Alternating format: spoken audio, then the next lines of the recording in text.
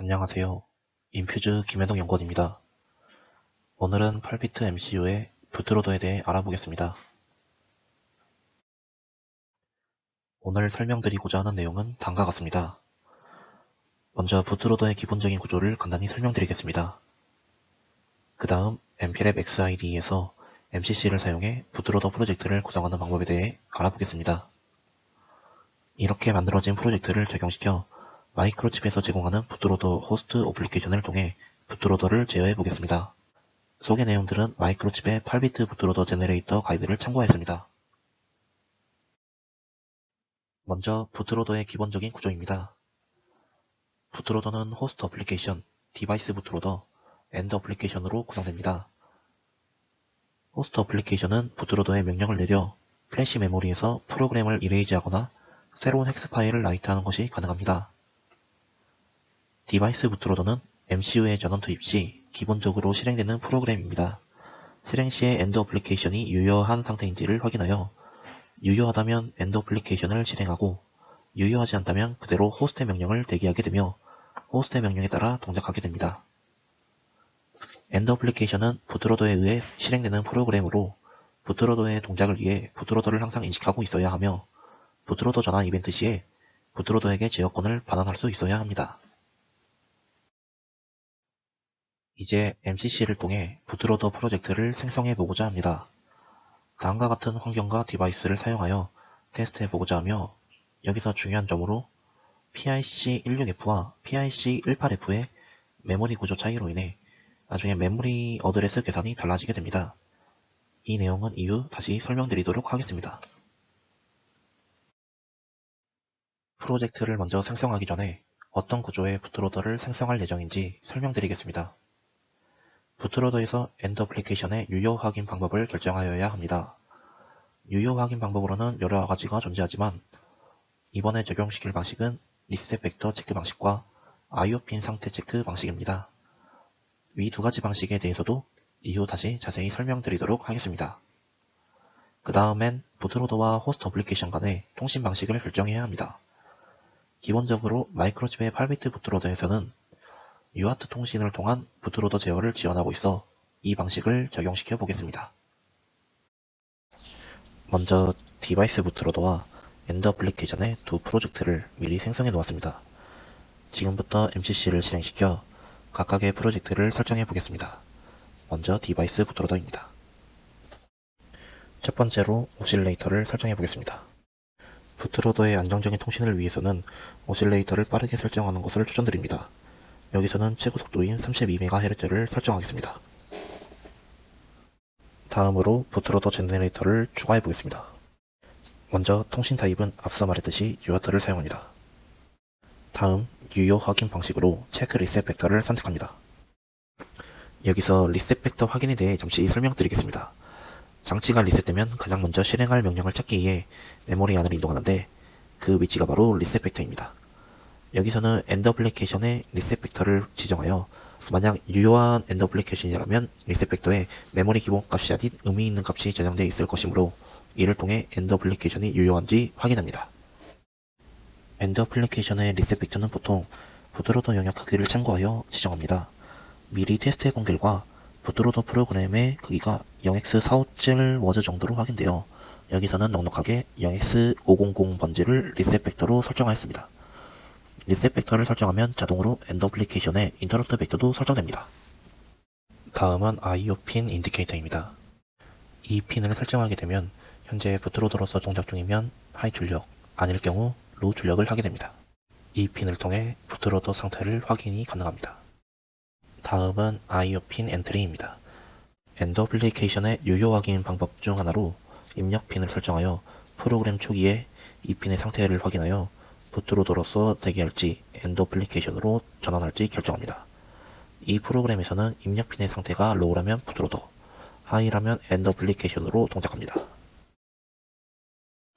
다음은 소프트웨어 프로텍션입니다. 부트로더 프로그램은 실수로 메모리 쓰기 및 삭제로 건드려지면 안되기에 프로그램의 보호가 필요합니다.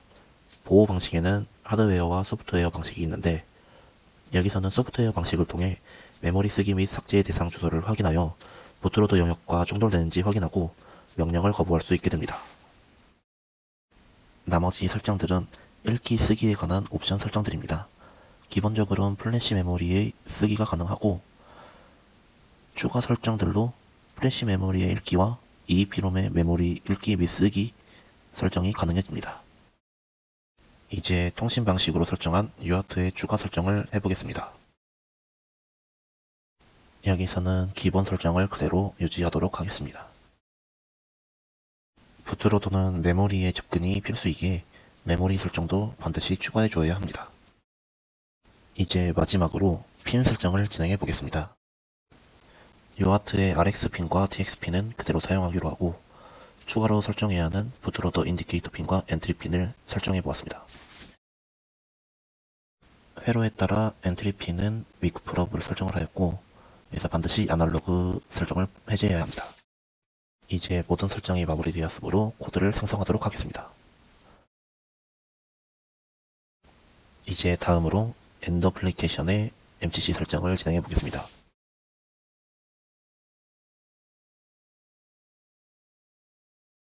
엔드 어플리케이션도 부트로드와 동일하게 최고 속도 32MHz로 설정합니다. 마지막으로 엔드 어플리케이션의 정상적인 동작을 확인하기 위해 아웃풋 핀을 하나 설정해 보도록 하겠습니다. 이것으로 엔드 어플리케이션의 MCC 설정도 마무리하도록 하겠습니다. 이제 각 프로젝트별로 부트로더의 메모리 영역 관련 설정을 추가해 보겠습니다. 먼저 디바이스 부트로더의 설정을 진행해 보겠습니다.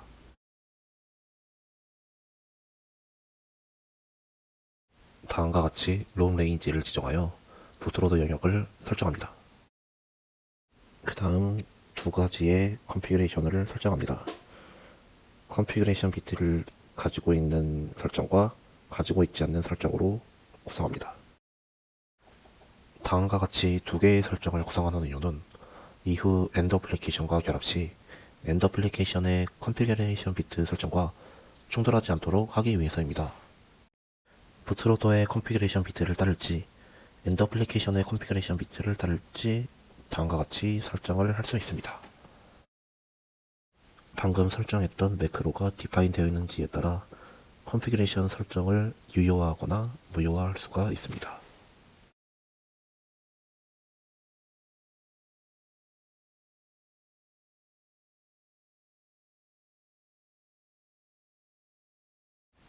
이제 각 구성별로 빌드를 진행해 보도록 하겠습니다.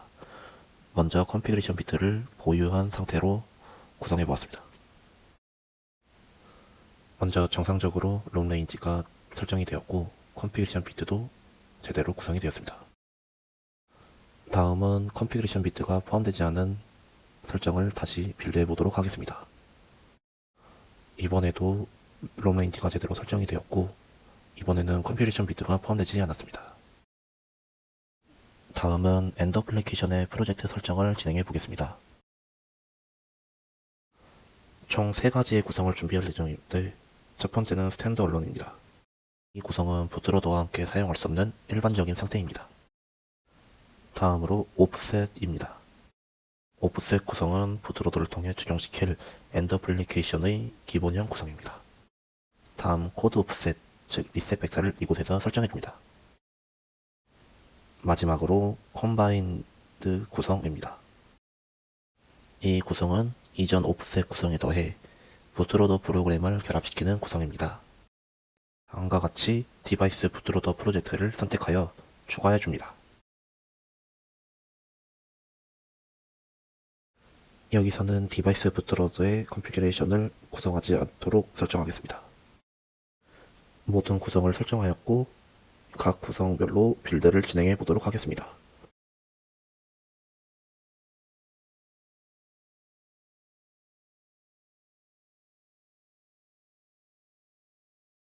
여기서 컴바인드 구성의 빌드에서는 메모리가 2번에 나뉘어 빌드되는 것을 확인할 수가 있습니다. 이것으로 프로젝트별 부트로더 메모리 설정을 마무리하도록 하겠습니다. 이제 설정한 프로그램을 디바이스에 적용시켜 보겠습니다. 디바이스 부트로더와 엔드 어플리케이션이 결합된 컴바인드 구성으로 넣어보도록 하겠습니다.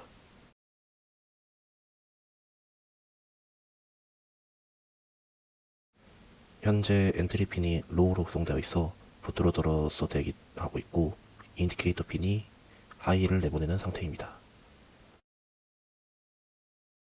마지막으로 호스트 어플리케이션으로 적용시켜볼 엔드 어플리케이션 코드를 준비해 보겠습니다. 아까 지정해 놓았던 LED 제로 핀을 500ms마다 토글 시키는 코드입니다. 이 소스를 오프셋 구성으로 다시 한번 빌드해 놓도록 하겠습니다. 이것으로 np랩 XID의 설정을 마무리하도록 하겠습니다. 이제 준비된 부트로더 프로그램을 호스트 어플리케이션을 통해 제어해 보도록 하겠습니다. 먼저 유니파이드 부트로더 호스트 어플리케이션을 다음 링크에 접속하여 다운받습니다.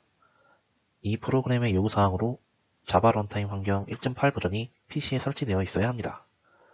현재 버그로 인해 버전 1.8.0 251 이하에서만 사용을 권장하므로 참고 부탁드립니다. 유니파이드 부트로더 호스트 어플리케이션을 실행시켜 보았습니다. 먼저 디바이스를 선택해 보겠습니다. 이번 사용할 디바이스는 PIC116 디바이스입니다.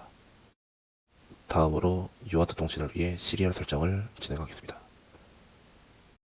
컴포트는 각 PC의 설정에 맞추어 설정하고 나머지 설정은 그대로 유지하겠습니다. 다음으로 부트로더를 통해 적용시킬 엔드 어플리케이션의 헥사 파일을 불러오겠습니다. 직전 재빌드한 오프셋 구성의 헥사 파일을 불러오겠습니다. 이제 부트로더 오프셋, 정확히는 엔드 어플리케이션의 리셋 벡터를 적용시켜야 합니다. 0x500을 적용시키면 될 것으로 보이지만 이 호스트 어플리케이션에서는 바이트 단위로 메모리 주소를 지정해야 하기 때문에 여기서는 2배인 A00으로 지정을 하겠습니다. 다음 프로그램 메모리 사이즈도 16F18855의 경우에는 0x2000 워즈이므로 여기선 0x4000 바이트로 설정을 하겠습니다. 필요에 따라 EEPROM 데이터를 추가하거나 컴필레이션 비트를 추가 설정할 수가 있습니다. PIC16 UART 모두 설정된 것을 확인했으면 모든 설정이 마무리되었습니다. 이것으로 모든 설정이 완료되었고 시작하기 이전에 현재 디바이스의 상태를 확인해 보도록 하겠습니다. 현재 적용되어 있는 엔드 어플리케이션을 확인해 보기 위해서 엔트리 핀을 하이로 설정하고 리셋을 시키겠습니다. 아무 소스 코드도 건드리지 않은 빈 프로그램으로 아무 동작도 하지 않습니다. 이제 다시 엔트리 핀을 로우로 구성하여 다시 부트로더로 동작을 시키겠습니다. 이제 호스트 어플리케이션을 통해 새로운 프로그램을 적용시켜 보도록 하겠습니다. 성공적으로 부트로딩이 완료된 것을 콘솔을 통해 확인을 하였습니다. 다시 한번 엔트리 핀을 하이로 구성하여 리셋을 시켜보겠습니다. 아까 구성하였던 소스대로 LED 제로 핀이 500ms마다 토글하는 것을 확인할 수 있었습니다. 지금까지 8비트 MCU의 부트로더에 대해 간단히 알아보았습니다. 이번 영상이 도움이 되었다면 좋아요와 구독 부탁드립니다. 감사합니다.